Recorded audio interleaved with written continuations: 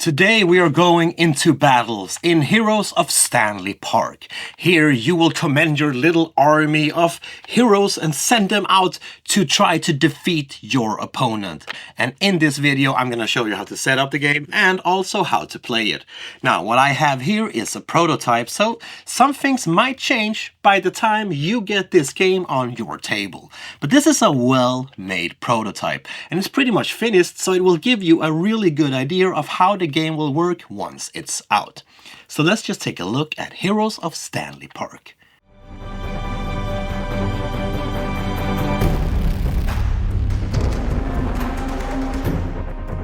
We need to start by shuffling this deck and then hand out 10 cards to each player. Each player chooses 5 cards that they would like to keep on their hand. The other 5 cards goes back to the bottom of the deck. And next we need to roll this die to see who goes first. So now we got our 5 cards on our hand and we know who's the first player, so we are ready to start playing the game. At the start of this game, each player has 30 HP and your goal is to get your opponent down to 0 HP because that's the way you win the game. During your turn, you go through 5 different steps, and the first step is to draw 2 cards from the draw deck. Now the second step is to summon a lower level monster out to the battlefield. But what's a lower level monster and what's a higher level monster?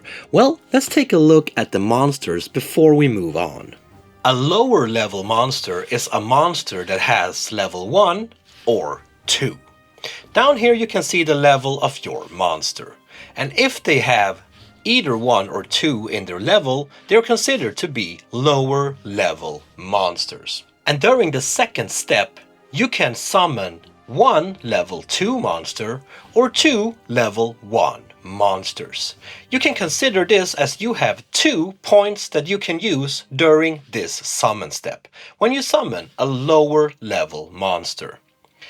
And then the higher level monsters is, well, anybody with a higher level. These will of course cost you more to summon. I will show you how to summon these in a little bit. When you summon your monsters to the battlefields, you can summon them in 2 different ways. Either vertical, this is the attack position, or horizontal. This is the defense position. I will tell you more about the difference in a bit. So you can choose to summon a lower level monster as the second thing you do during your turn. Now when you summon these monsters, you put them out on the table in front of you. This battlefield has 2 rows in front of you. The top row is for your monster, and the second row is for your spells, which is the third step, because now you can send out some spells on the battlefield. When you summon a spell out to the battlefield, you can choose to either use it right away, meaning that you summon this spell faced up. You do whatever the spell says that you can do, and then you discard it to the graveyard. But you can also choose to summon this spell face down. This means that you can now choose to use this in future turns. So now we know how to summon out lower level monsters. Plus we know how to summon out spells. But how do we get these stronger monsters out on the battlefield? Well, to be able to get them out, we need to be able to pay the same amount as their level has by using our lower level monsters. So to be able to summon out a higher level monster to the battlefield, we need to sacrifice some of the lower levels. And we need to sacrifice the same amount of lower level monsters as the higher level monsters has level. Meaning this one here has level 6. So we need to sacrifice that same amount. This one here has 2. This one has 2, and this one over here also have 2. 2 plus 2 plus 2 equals 6. That's right, I know how to count. This means that now we need to sacrifice these 3 lower level monsters to be able to get this beast out on the battlefield. So now we know how to summon monsters, both the weaker monsters but also the strongers. We know how to prepare spells or how to use them right away. But of course we also need to learn how to battle, because that's kind of what the game is about. I mean, you want your opponent to lose HP and get them down to 0 so you can become the victor. But how do you actually attack your opponent? So let's say that this monster is attacking this monster. Well, the first thing we need to do is to compare the combat stats. Here we can see this has an attack and defense of 10, and this one here has 14, meaning that this one right now is 4 stronger than this monster. And depending on if your monster is in attack mode, meaning the vertical mode, remember, or defense mode, meaning the horizontal mode, we need to use different values. If we are in attack mode, well then we use the attack value. And in defense, we use the defense value. Underneath our monsters, we can see different numbers, but also different values. These are the numbers that we will be using to determine if we manage to hit and get extra damage, or if we miss or dodge. We will know this by rolling this die, and each player needs to roll 1 die to see what they have been managing to do. Once we have done this, we need to see which player has the highest value. For example, this player over here rolls a 6 and has an attack value of 17. And this player over here rolls a 3 and has an attack value of 11. Well then, this one will be the winner of this battle. And depending on if you are in attack mode or defense mode, different results will happen. If you are in attack mode and you lost, well, your monster will go to the graveyard and you will lose HP equal to the excess amount of damage that your attacker did. But if you are in defense mode, meaning horizontal mode, well then your monster will go to the graveyard, but you will take no HP damage.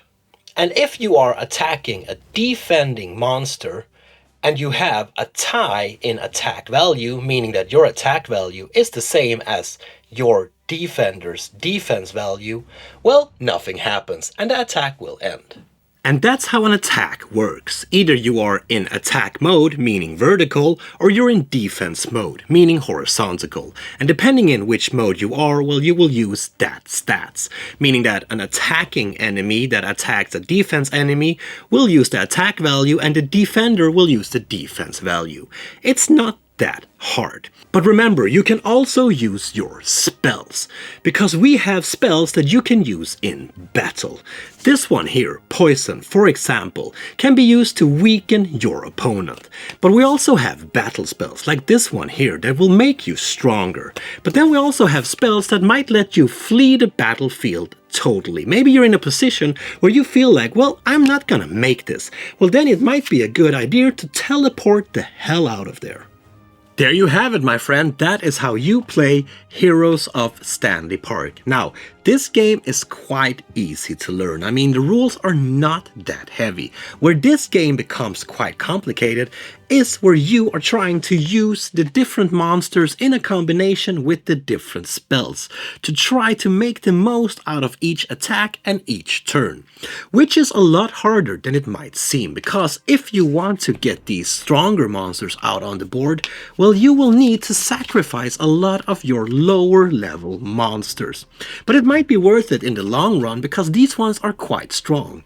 And I mean, if your opponent is bulking up on different attacks and different monsters, well, you don't want to be weaker than them. And that is a hard thing to level out and get just right. Plus, this game has a lot of different spells, and to really be able to use them the right way takes some time to learn.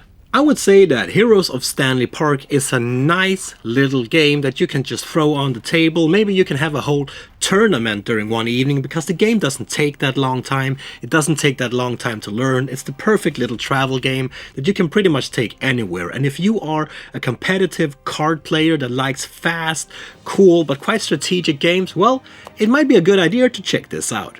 That was Heroes of Stanley Park. This is a cool, little, light, but still quite strategic game. It's easy to learn, it's hard to master.